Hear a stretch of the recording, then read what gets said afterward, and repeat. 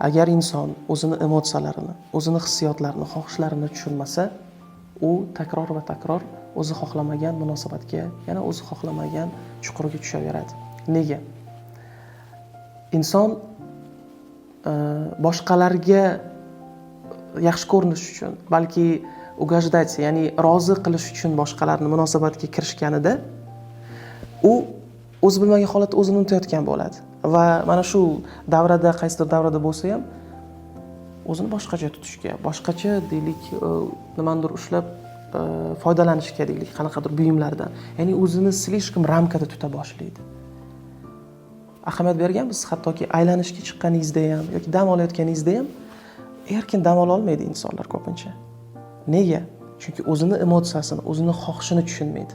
Hattoki mana shu kiyib yurgan ba'zidagi kiyimlarimiz ham ongsiz ravishda biz jamiyat bizga o'rnatib qo'ygan ramkalar bo'yicha, reklamalardagi ramkalar bo'yicha biz kiyinamiz yoki o'zimizni tutamiz.